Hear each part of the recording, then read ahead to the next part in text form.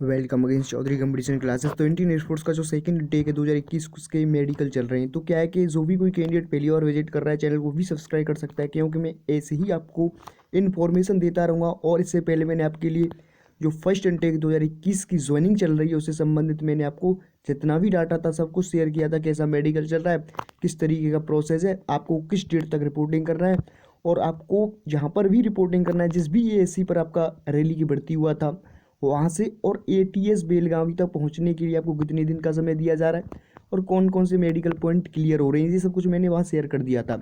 तो जो भी कोई कैंडिडेट क्या है कि अपना रिव्यू शेयर करना चाहता है, मैं डिस्क्रिप्शन में अपना व्हाट्सअप नंबर दे दूंगा, वहाँ से अपना रिव्यू शेयर कर सकते हैं। तो आइए चलते हैं, बरेली का या रिव्यू है 12 फरवरी का, अर्थात कल का या रिव्यू है। तो आप यहाँ से देखेंगे कुल मिलाकर कितने कैंडिडेट को री मेडिकल मिला है और कौन कौन से पॉइंट उनको मिले हैं। और हाइट और वेट को लेकर सबसे मेन बात रहती है, कैंडिडेट के मन में बहुत सारा डाउट रहता है कि क्या कुछ होगा। तो देखिए हाइट में क्या होता है, हाइट और वेट में सबसे पहले आपको मैं पता चलूँ, आपको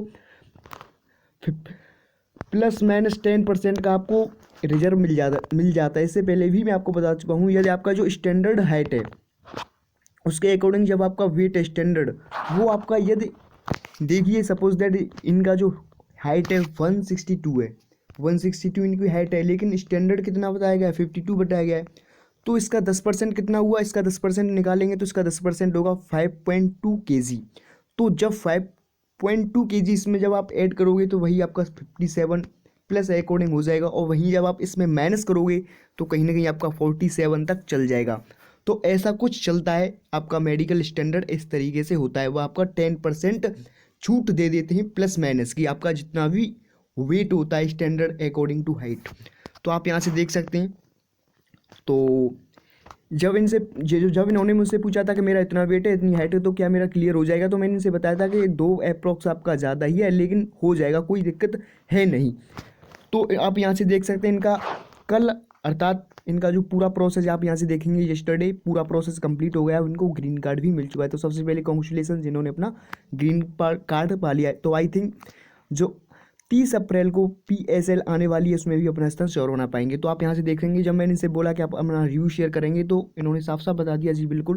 45 कैंडिडेट की वहाँ रिपोर्टिंग थी, 41 प्रेजेंट थे, और 4 ऐसे कैंडिडेट रहे थे, 4 ऐसे कैंडिडेट रहे थे जो कि एब्सेंट रहे थे, जिनमें से आपका 22 कैंडिडेट को ग्रीन कार्ड मिल चुका है, जबकि 19 कैंडिडेट को रेड कार्ड मिल चुका है।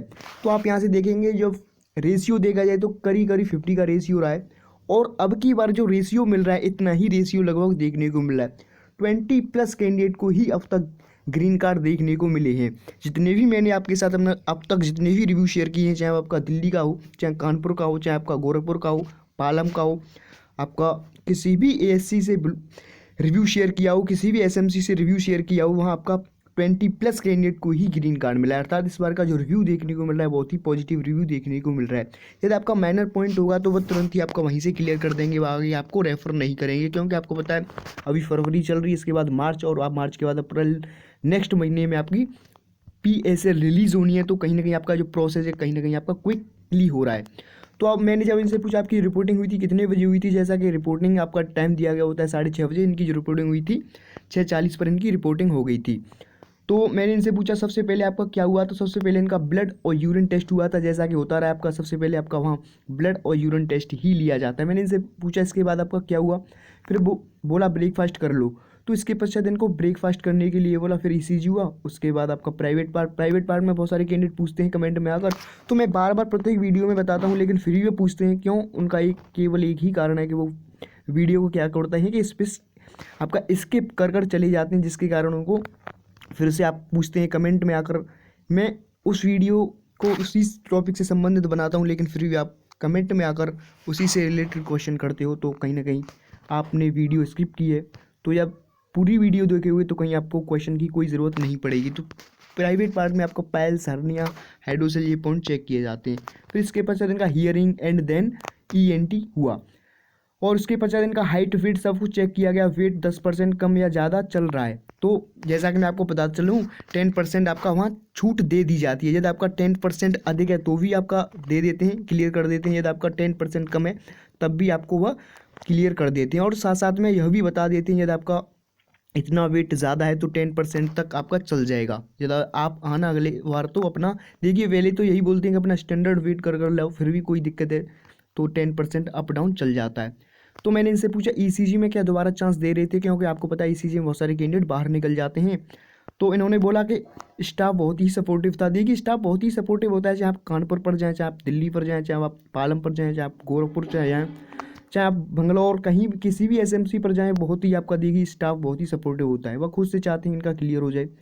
एक को 3 बार चेक किया, तो इनमें से एक ऐसा कैंडिडेट भी रहा था जिसका 3 बार ईसीजी चेक किया गया था, और एक बंदे के कान में मकड़ी चला गया था, तो उसे अकेले बस से बाहर ले जाया गया और उससे निकलवाया गया। तो एक कैंडिडेट ऐसा भी रहा था जिसके कान में मकड़ी चली गई थी, लेकिन उसको क्या था कि ले गए बाहर और उसका जो कान था उससे निकलवा दिया गया। तो ऐसा कुछ प्रोसेस रहा था उस दिन। बाकी सब नॉर्मल ही हो रहा है। तो जिस तरीके से आपका प्रत्येक दिन का रूटीन होता है, जिस तरीके से मेडिकल चेक होता है, मैं बार बार आपको बताता हूँ, सेम वही प्रोसेस रहता है।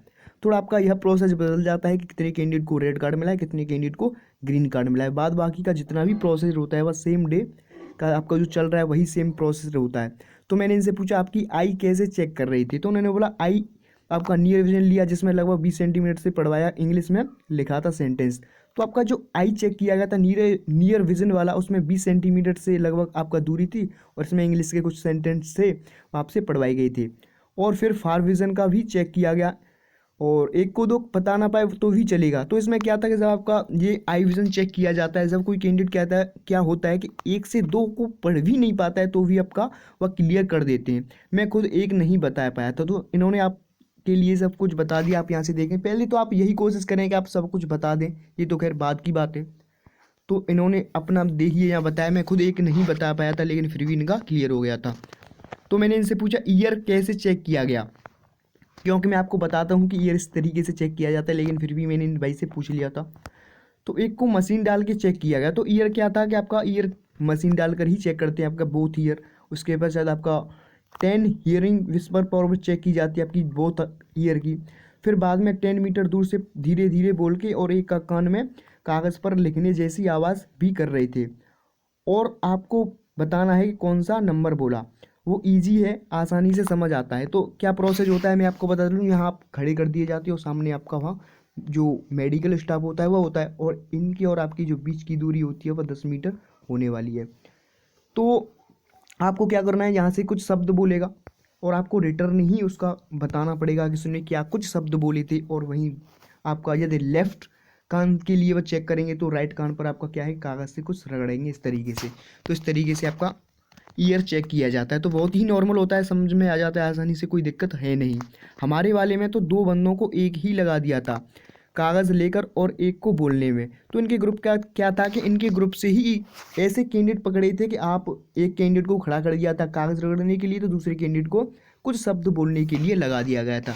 तो बहुत सब कुछ कैसे चेक किया गया, आपका बीपी पल्स इनका क्या सीन रहा। तो सबसे पहले आपका प्राइवेट पार्ट चेक किया गया, उसके पश्चात इनको उछलवाया गया और स्क्वैट्स लगवाई गई थी। तो यहीं पर आपका 4 से 5 पॉइंट चेक कर लिए गए थे। तो मैं आपको बताता लूँ, आपकी वहाँ एक्सरसाइज भी कराई जाती है, आपको उछलवाया जाता है, साथ साथ में स्क्वाड भी लगवाए गए थे। यहाँ पर ऐसा कुछ बताया गया इन्होंने, और यही रहता है। आपको मैं बताऊँ, फिजिकल कुछ एक्टिविटी कराई जाती हैं, जब आपका hand wand flat feet sweet form आपका पसीना वाला चेक किया जाता है, तो यही प्रोसेस होता है। आपका जो बीपी था पल्स था, उसमें 140 to 90 वाले को भी ले रहे थे, 140 to 90 वाले को भी ले रहे थे, लेकिन इसका जो बीपी होता है 80 से 120 तक होता है जो में स्टैंडर्ड होता है, लेकिन 140 तक भी ले लेते हैं, क्योंकि उस समय आप नर्वस हो जाते हो, जिसके कारण क्या होता है आपका जो बीपी होता है बढ़ जाता है। तो मैंने इनसे पूछा जिन कैंडिडेट को, जो कैंडिडेट थे 19 कैंडिडेट जिनको रेड कार्ड मिला था, उनमें कौन कौन से पॉइंट वाले थे। तो आप यहाँ से देख सकते हैं, उसमें आपका ईसीजी, डीएनएस, वेट और एक को स्पाइनल में पॉइंट दिया। तो ज़्यादातर जो मेजर पॉइंट मिले हैं, जैसा कि कॉमन पॉइंट से हैं, आपको मैं बताऊं तो ये कॉमन पॉइंट ही बन चुके हैं अब तक देखा जाए तो। ईसीजी आपका नॉर्मल ही है, कॉमन पॉइंट है, आपका डीएनएस भी कॉमन है, आपका वेट भी कॉमन पॉइंट बन चुका है, और एक का स्पाइनल में पॉइंट दे दिया गया था। मैंने इनसे पूछा कि प्राइवेट पार्ट और आपका वाला कोई कैंडिडेट नहीं था, तो इन्होंने बोला नहीं कोई कैंडिडेट नहीं था। तो यह शाम को 7 बजे फ्री कर दिए गए थे, जबकि इनकी जो एंट्री हुई थी 6:30 बजे मॉर्निंग में एंट्री हो गई थी। और जो कैंडिडेट को री मेडिकल मिल चुका है उनको क्या है कि मंडे को प्रेजेंट करना है, क्योंकि उनको क्या है कि अभी 40 रुपये का ड्राफ्ट जमा करना पड़ेगा, अपील करनी पड़ेगी री मेडिकल के लिए। तो कहीं ना कहीं उनको कानपुर भेजेंगे या फिर बरेली या फिर गोरखपुर, यहाँ पर उनको रेफ़र कर देंगे। तो मैंने इनसे पूछा आपको कितने दिन का समय लगा, तो जिन कैंडिडेट को ग्रीन कार्ड मिल रहा है उनको केवल 1 ही दिन का समय लग रहा है, और जिन कैंडिडेट को रेड कार्ड मिल रहा है उनको 2 से 3 दिन का समय लग सकता है। वैसे आप 3 से 4 दिन का अपना मैनेज कर ले जाएं। तो ये सब कुछ आपको बताना था। आई थिंक आपकी समझ में सब कुछ आ गया होगा। जो भी आपके मन में कोई भी फिर भी डाउट रह गया हो तो मैं डिस्क्रिप्शन में अपना व्हाट्सएप नंबर दे दूंगा, वहाँ से अपने डाउट को क्लियर कर सकते हो। थैंक्स, जय हिंद।